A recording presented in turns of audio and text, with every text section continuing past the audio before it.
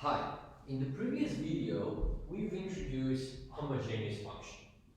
However, we also said that the homogeneous function that is the most useful in economics is a linearly homogeneous function. And look, we're going to discuss a couple of the properties of this function, and because we use it so often in the context of production function in economics, let's say that the function we're going to be using as a referral is going to be production function Q as a function of capital and labor, and we are assuming that this is linearly homogeneous production function. And look, if this is the case, there are three very important properties that have very profound consequences in economics. Let's go one by one.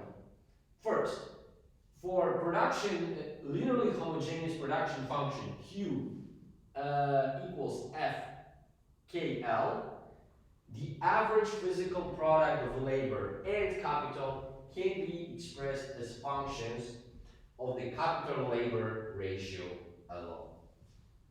Okay, so look, first thing we need to think, we get, the first new thing we get in this definition is this expression for capital labor ratio, right? We've got small k, right? And it's defined as capital divided by labor. Capital labor ratio. Of course, average product, you know from macroeconomics, this is simply what we get if we take entire level of production and divide it by the amount of factor used, and we get average physical product of capital if we divide by capital, or by labor if we or labor if we divide by labor. Now, however, let's see if this is truly the case. Okay, and how would we go about it? Look, to deal with property number one, let's assume that J is 1 over L. Our J is equal to exactly 1 over L. So look, if we start the way we started every time, so instead of K, I'm going to put JK, and instead of L, I'm going to put JL, we're getting that this is capital over labor and labor over labor, right? So look, I can rewrite this expression as a function of K, lowercase k, so capital to labor ratio defined there. You will always have 1, right? So look, it turns out that if this is the case, so in the capital labor, so if we've got a linearly homogeneous function, then this function depends only, values of this function depend on the ratio of capital to labor. Consequently, we usually write it as phi of k. However, we should note that this phi of k is going to be equal to j times q, right? So j, so 1 over L times q, right? Because this is the property that we are assuming. Okay, and look, if 1 over, so from this, we easily get that Q must be equal to L times phi of k. Okay, so we actually said that the function can be expressed as a function of capital to labor ratio alone. However, now let's go to average and physical products. And look, this is pretty easy over here. First, average physical product of labor is production divided by labor. And look, if we substitute from here,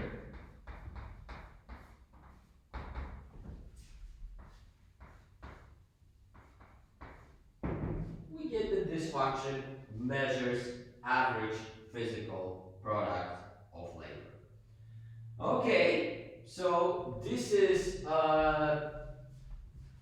very nice. What about average physical product of capital?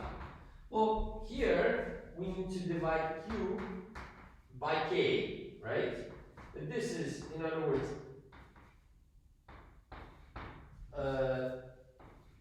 L times P of K divided by Q, right? But this, divided by K, but this L divided by K is nothing more but 1 over lowercase k, right?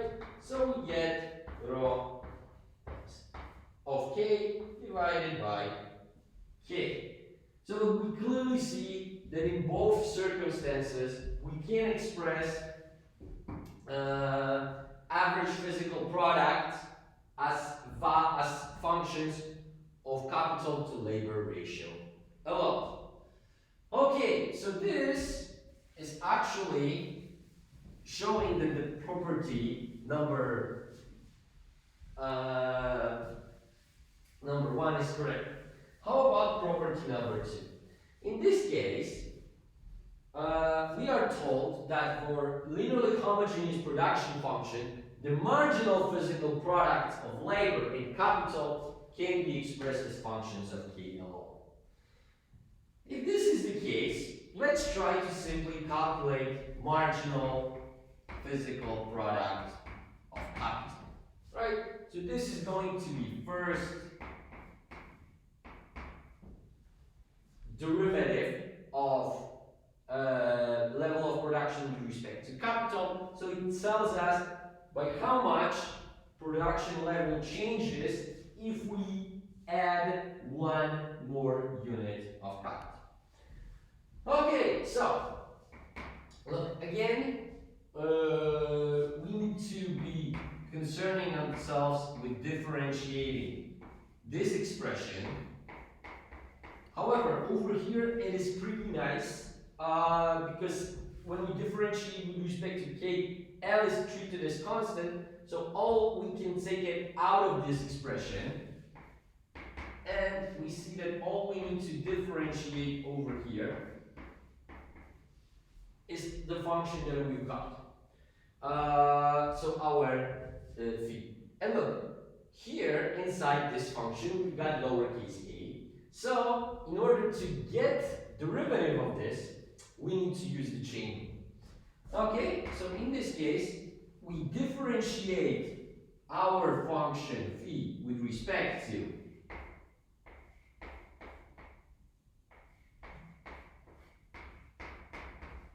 lowercase k, right? And we multiply it by what we get after differentiating lowercase k with respect to k. Okay, and look, so we've got L. Here, we've got first derivative of function phi.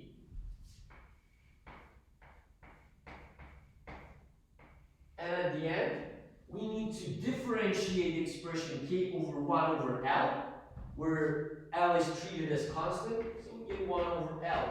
And as a result, we get that marginal physical product of capital is simply first derivative of phi with respect to capital to labor ratio, which actually gets us through the second part of the property number 2. Now let's go back to marginal physical product of labor. Here, unfortunately, we have one more marginal physical product of labor, one more step to take. Of course, we remember that marginal physical product of labor is the first derivative of Q with respect to L, and it tells us by how much the level of production is going to grow if we increase labor force by 1 more unit, or our labor by 1 more, maybe not labor force. Okay. So look, here again we need to differentiate expression L rho K. And because we differentiate with respect to L, what we need to do is to make sure that we differentiate both expressions by the usage of product rule. Right? So I first differentiate the first expression, leave the second the way it was, and then I'm differentiating the second expression, right? So here I have here I will have rho of k times differentiate by L times L, right? And now look here, we need to use the same trick that here. We need to use the chain rule.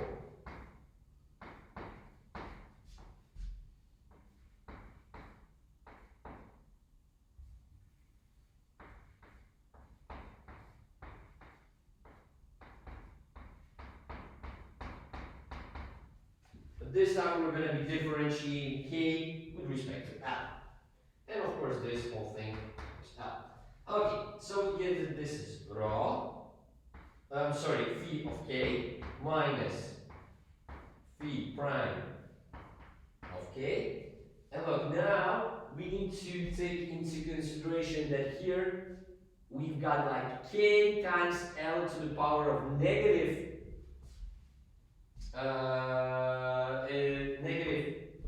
here we have still pluses, I'm sorry, skipping ahead in my head. So we get out of it expression negative k over L squared. Right? And you remember that at the end, of course, we need to multiply by L. So those two cancel each other out, and we get the final result, rho of k minus this is capital over labor, minus goes in front, so this is k times rho of k. And look, again, we have established that marginal physical product of labor this time can be expressed as a function of capital ratio, capital to labor ratio alone. Okay, so this leaves us with the last theorem, Euler's theorem. So look, the thing here is that this theorem says that if I take how much capital I have and multiply it by marginal physical product of capital, and I'm gonna add to it labor and how much and multiply by marginal physical product of labor, I should get level of production. Okay, this theorem is interesting because it has a very profound economic and modeling as well implications. However, let's start by proving it. Proving that it actually works. It shouldn't take us too much time. Okay, so we've got that k times marginal physical product of capital plus labor times marginal physical product of labor should give us q. But let's make sure that this actually is what we're going to get. So k, let's leave k the way it is, and let's substitute for marginal physical product of labor what we already established, so the derivative of phi with respect to, of course, k. Then we need to add to it L, and over here we need to place our expression for marginal physical product of labor. So phi of k minus k phi. Okay. Okay, if I multiply everything out, I'm getting that this is k times phi k plus L times V of k, and minus, and now look, this k is k over L. If I multiply it by L, the small k is going to turn to big K again. And we see that those two expressions over here are the same, but with opposite signs, so they cancel each other out. All we've got left is L Q of k, phi of k, but we remember that this is exactly the expression for the level of production under linear homogeneity. Okay, so we know that the theorem works. We can always decompose output into two parts. And look, what does it actually mean in economics? Look, in economics, we have a case like this. This is a long-run production function. What we are talking about is a long-run situation. Let's assume that we have also perfect competition even. What is happening under perfect competition? Under perfect competition, factors of production are paid their their marginal product as payment. Yeah. So in this case, we could say that this is real GDP.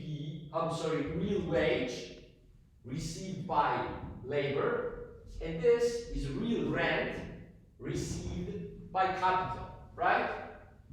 And look, we see that in this case there are no profits. Why there are no profits? Because the entire product is equally distributed between, the entire product is exactly distributed among capital and labor. Because look, this is how much we get for 1 unit of labor, and this is how many units of labor how much company pays for 1 unit of labor, this is how many units of labor we use. This is how much company pays for 1 unit of capital, this is how many units of capital they get. So this is a very profound result for economics, and it actually holds pretty nicely after relaxations of some assumptions with addendums. However, for now, we can be 100% sure that if we are dealing with a linearly homogeneous function, we can always decompose the level of production into the shares of production that are going into different factors of production. Okay, so look, we know now the basic properties of linearly homogeneous production functions. But even among those, which is a very specific group of functions, there are some functions that are preferred to others in economic modeling. And of course, the most popular choice is the Cobb-Douglas production function, and this is going to be a topic of our next video. Take care.